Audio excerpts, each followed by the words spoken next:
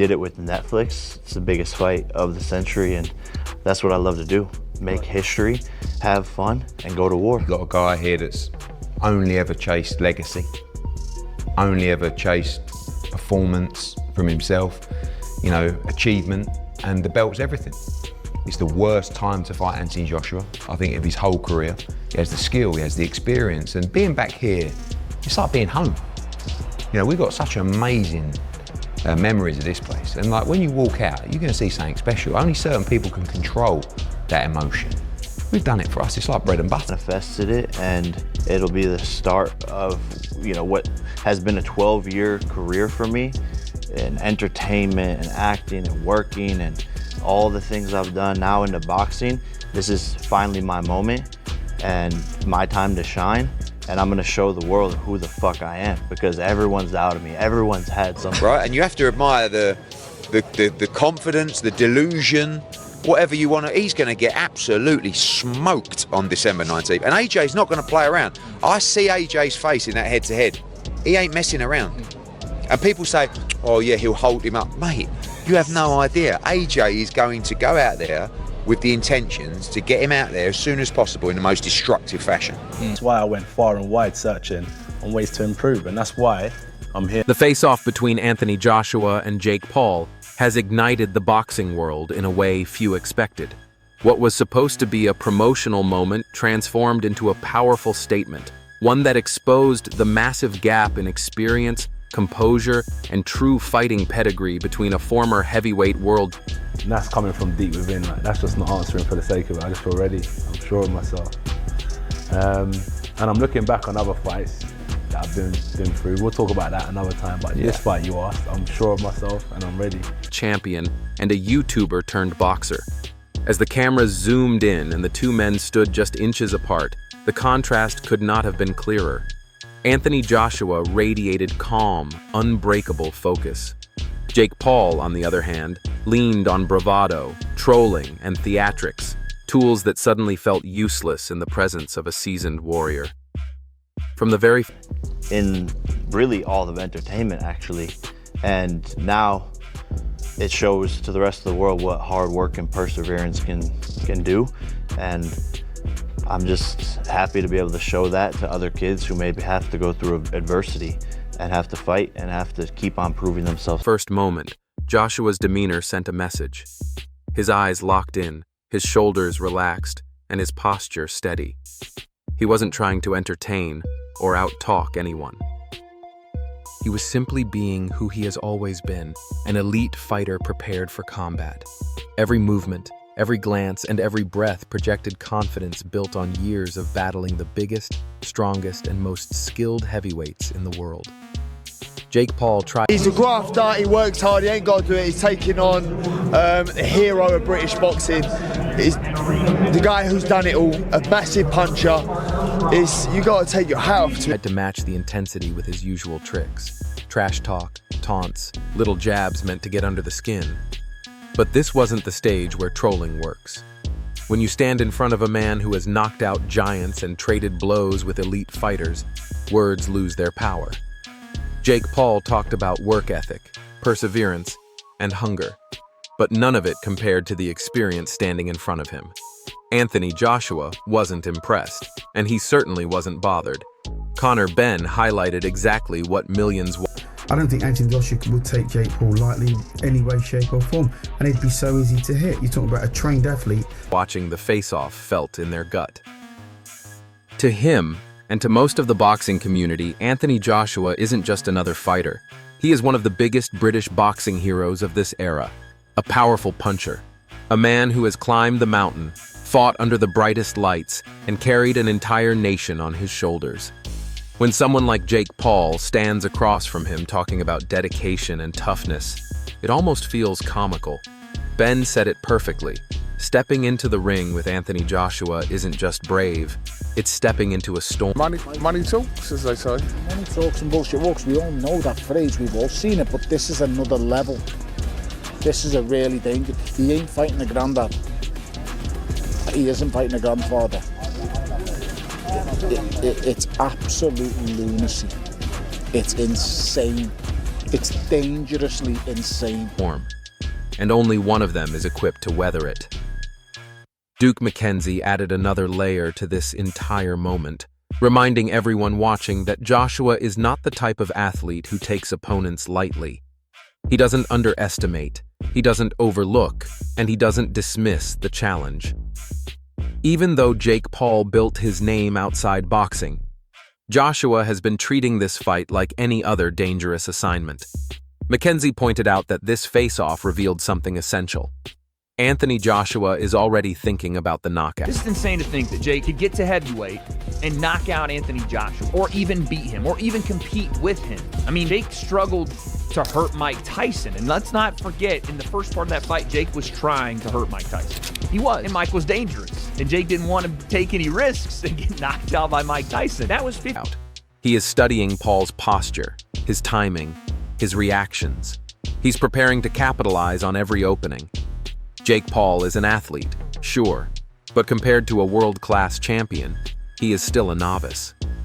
Tony Bellew, never known for sugarcoating anything, said what many were thinking but didn't want to say publicly. He called the matchup dangerously insane. And he's right. Jake Paul isn't just facing an aging veteran or an unprepared celebrity fighter. He is stepping in front of a prime heavyweight. He's going to bet £1 million on Jake Paul knocking out Joshua. This is what I'm saying. How's that work? He can't, can he? Anthony Joshua could knock Jake Paul out with his dick. So if it goes any other way, you know. You give me a headline there, by the way. If it goes any other way, you know it. Big, fast, explosive, and technically educated, Anthony Joshua is not a man to take lightly. Yes, money talks. Yes, hype sells. But neither can save anyone from a punch they don't see coming. Bellew reminded everyone watching the face-off that danger isn't just present, it's unavoidable. Then came Wade Plemons, who approached the moment from a more technical standpoint. He reminded fans that Jake Paul struggled to make a meaningful impact even against a 50. You know, he's a dumbass, and so it's gonna be apparent on Saturday when he's the one that gets knocked out. I mean, genuinely, fighters always say this. There's the back and forth, but here's I'm being so honest, man. This guy's easy work. 7-year-old Mike Tyson. Now he believes he can jump from fighting older legends to facing a heavyweight powerhouse like Anthony Joshua. It's not just ambitious, it's borderline delusional. Wade pointed out what was obvious to anyone with knowledge of the sport. Jake Paul is far out of his depth. Joshua is a trained boxer with years of experience, a disciplined lifestyle, and the kind of power that can end fights in seconds. When you look at this face-off through Wade's lens, the outcome seems inevitable. John Fury watched the face-off with the eyes of someone who has been around fighters. But I said to Jake Paul, you ain't in a box, mate, and this ain't David Blaine. I said, so just be careful, because AJ will take your head clean off your shoulders, and it's dangerous. Yeah. And you take on that responsibility, and we all have to, so we got to think about that. But this is Anthony fighting a top 50 cruiserweight in the world. It's not something that we would normally do. Yeah. But His entire life. His reaction was straightforward and brutally honest. Anthony Joshua carries a type of knockout power that demands respect. Jake Paul's hype, bets, and loud confidence mean absolutely nothing inside the ropes. Fury made it clear that talk about Jake Paul knocking out Anthony Joshua is pure fantasy. The way Joshua stood, calm, grounded, unshaken, told everyone what they needed to know. Any other result than a Joshua knockout would be shocking. Eddie Hearn, the man who has guided Joshua's career. Mike ain't out here just going through the motion. He's serious about it, so I liked it. Yeah, like his energy was like very calming throughout the week. Career made the stakes crystal clear after the face-off.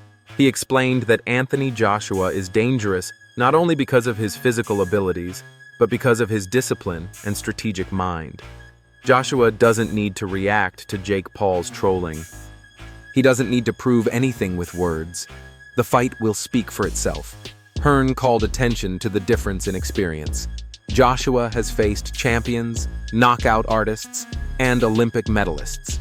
Jake Paul has faced a handful of boxers and mixed martial artists. The levels are simply not comparable. Roy Jones Jr. added a frightening for the sport. It's not that it's bad, it's frightening. But listen, this isn't boxing as a sport, this is the circus. Fascinating observation.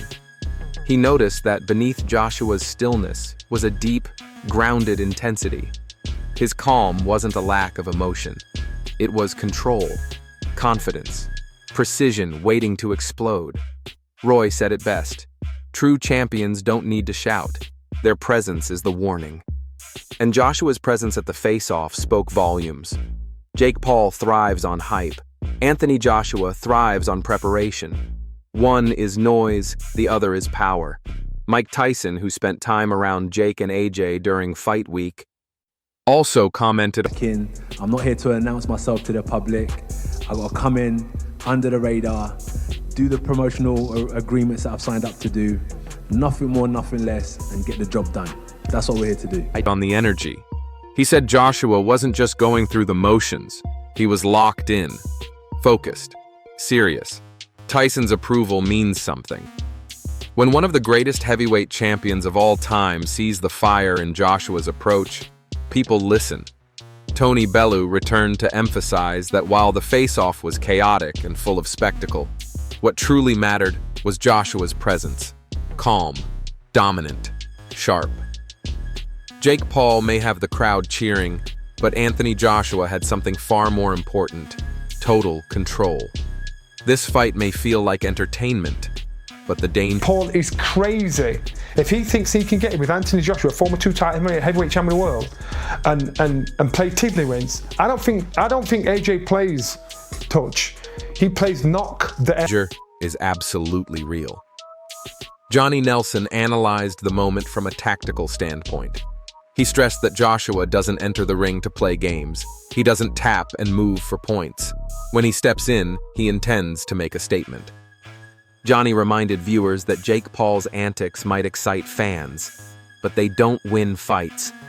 Anthony Joshua's size, power, and experience make him the clear commander of this moment. Jake Paul even made the mistake of analyzing Joshua's attributes during the face-off. He talked about Joshua's toughness and durability, thinking he was definitely a bit chinny. He's durable, he gets back up, he knows how to fight when he's hurt, and he's still dangerous when he's hurt. He's dropped people, he wobbled Dubois when he had been dropped multiple times, so he's very tough. He's very, very, very tough, but I do see holes where I can land big shots. Identifying weaknesses, but Nelson made it clear. Whatever Jake Paul thinks he sees, they are illusions. Anthony Joshua has stood in front of far more dangerous threats and held his ground. Jake Paul isn't bringing anything Joshua hasn't seen before. Carl Froch gave the most brutally honest technical breakdown. He pointed out that Anthony Joshua's 1-2 combination remains one of the most powerful and efficient weapons in heavyweight boxing.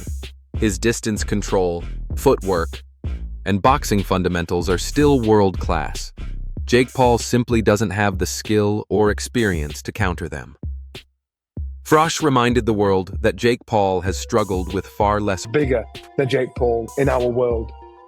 So there'll be more of a judgment on Anthony Joshua than there will be on Jake Paul, because Anthony Joshua is expected to get this boy blasted out. Their opponents. Facing Anthony Joshua is an entirely different universe. Spencer Oliver sealed the discussion by pointing to the experience levels. Joshua has shared the ring with killers. Fighters like Vladimir Klitschko, Alexander Usyk, Andy Ruiz Jr., and Francis Ngannou. Jake Paul has not. The difference is enormous. And it showed during the face-off. The tension was electric. Fans watching could feel the gravity of the moment. This wasn't YouTube boxing. This wasn't influencer hype. This was a real heavyweight standing across from someone who has never faced... What should happen? This is a one-round job, because AJ, even though he's past his best, even though he's seen better days, he throws a nice 1-2 down the middle. He's got a nice bit of distance, and fake Paul can't fight. He just can't. I don't care what anybody tells me. He can't fucking fight. He lost to Tommy Fury, for crying out loud. He can't... Danger of this magnitude. Joshua's energy told the story. Calm, focused, ready. Jake Paul's bravado, while entertaining, felt fragile by comparison. This face-off set the boxing world on fire. The stakes are massive, the danger is real, and the clash between hype and championship pedigree has never been clearer. So now the question remains. Are you backing Anthony Joshua, the seasoned heavyweight destroyer? Or do you believe Jake Paul can pull off the impossible and shock the world? Drop your thoughts below, because this showdown just became the most talked about fight of the year.